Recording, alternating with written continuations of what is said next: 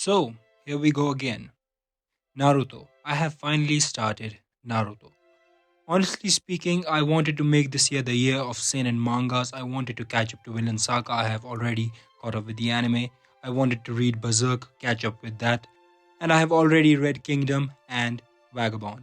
So I would be caught up with the four most popular seinen mangas that there are presently. But I just had a change of heart and I thought, why not make this year the year of the big three? I have already consumed One Piece, as you all already know, at least the ones who have previously consumed the content that I make. And the ones that are remaining are Naruto and Bleach. And I just went with Naruto because both had the same chapter count, 700 chapters. It just felt right to start with Naruto and get on with it. In this video, I am mostly going to talk about the highs and the lows of the first arc or the first 33 chapters. Going to talk about the themes that Kishimoto explores, the way he characterizes his characters, and the relationships and the art style. These are the things that are going to be discussed in this video.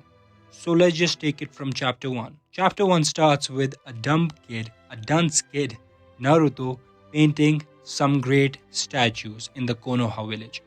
He is a kid who annoys people, who is a troublemaker of the village, who isn't really a help in anything, who is despised, rightly so. I mean, not despised, but not even liked. You know, like Usopp in One Piece, when you first meet him, the villagers, how they react to him.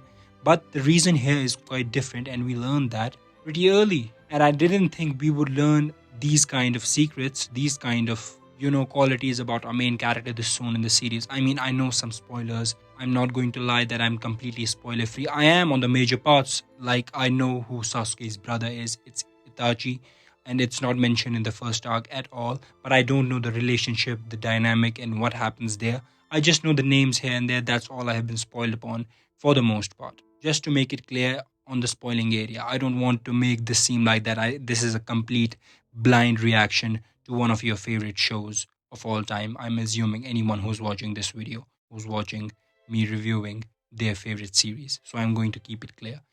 Getting back to the Nine Tails area, we get revealed that inside Naruto there's a beast that's been sealed inside him, and that's why the village despises him. Long ago, the fourth Hokage sealed the nine-tailed fox beast within a baby, Naruto. And that's why, of course, the village, which at first people thought would admire Naruto, they despise him and he is lonely. And that's why he pulls all these pranks on people so that he can grab their attention. And of all these people, the only one who treats him with kindness is Master Iruka.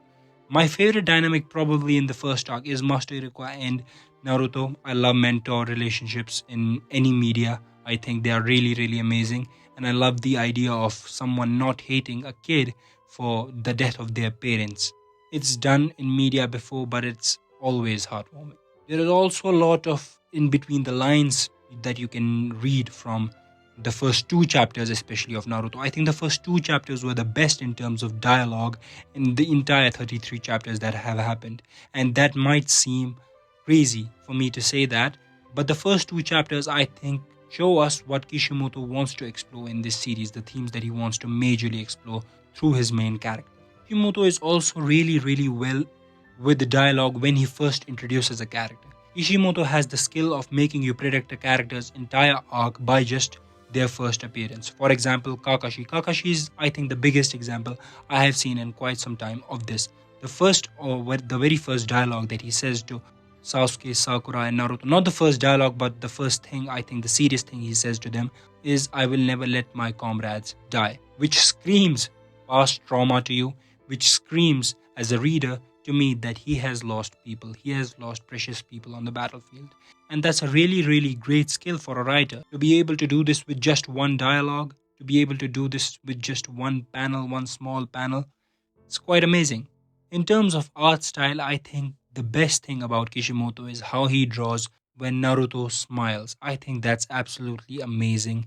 And when you see Naruto alone and you see the trauma that he faces and the reason that he keeps being annoying to the villagers, and you see him smile in the first 8 chapters, I think it brings a warm feeling to you. In just 8 chapters, you have connected to the main character, and with that one smiling panel, Kishimoto has showed you that you really, really want this character to always keep smiling. The early Naruto artwork is all over rough, but as I said, the way he draws Naruto smiling, I think that should give him the positive points in this area in early Naruto in the Land of Waves arc. Concerning the main arc, the Land of Waves arc, I think the symbolism of the bridge and how it connects people, the symbolism of the hero and how the nick of time stuff, all of that stuff was really really amazing. This video is not really going to delve into the entire plot points of the arc. I'm just going to go over, the major points and what I think is going to come forward. The story of Zabuza and Haku, let me make this clear. I think let me make a prediction here. I think Kishimoto's writing style is he makes Naruto suffer, or putting it more clearly, he makes or gives Naruto a challenge, Naruto overcomes it, then he faces someone who faced a similar challenge but wasn't able to overcome it due to their own, misfortune or some other reason. Zabuza and Haku are a prime example of that.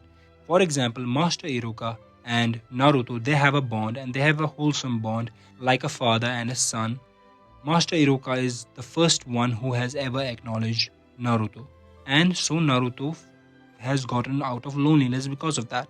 Haku has gotten out of loneliness because of Zabuza and his need for her. In case of Master Iruka and Naruto, Naruto feels emotion and love towards Master Iruka because Master Iruka acknowledges him in a wholesome way, in a way that you feel appreciated. On the other hand, in case of Zabuza and Haku, it's the complete opposite.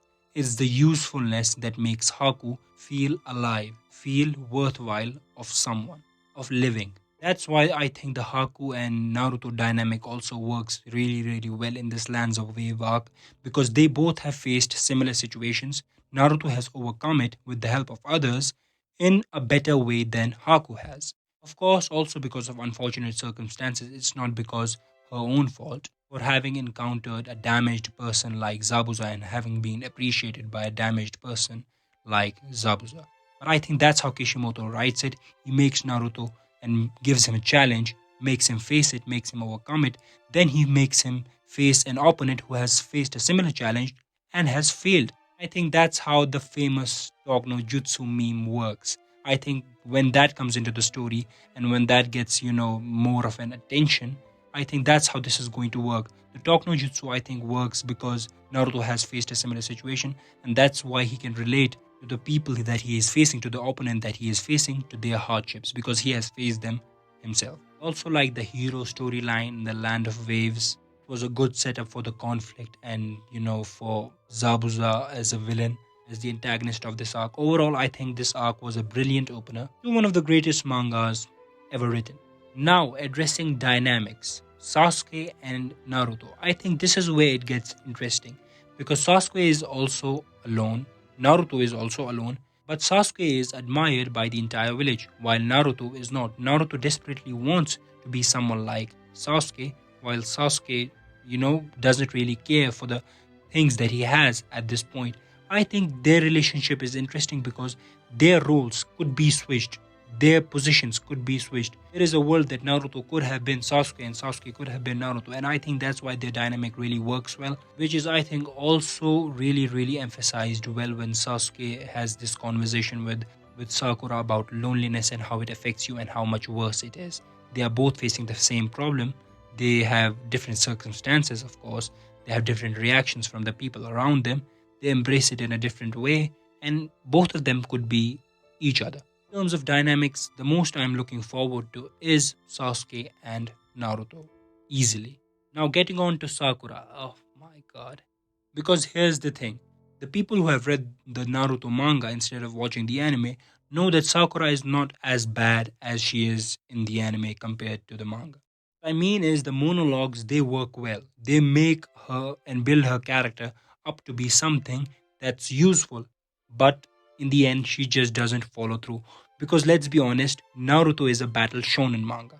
So you would expect a character's development to come through or to conclude in a fight. Sakura doesn't have any role in fighting. So all those monologues, all those thought processes that she has, they don't mean anything because there is no conclusion to them, or a satisfying one, at least. Well, those are my thoughts on Sakura at this point. I hope it changes. I hope I don't hate her as much as other people do. I don't like hating characters. There are very, very few characters that I hate, and I think most of them are villains. I'm not expecting her to be an S tier character. I'm not expecting her to be a well written character, well written female character like Oda does in One Piece. But I'm expecting her to be just fine, and I'll be okay with it. I think that's my only major low of the first arc. Everything else I think was amazing. I think it was brilliantly done. And I do believe that Kishimoto probably also has done many retrospective things in the first arc that I will catch on when I reread this when I have caught up to Naruto.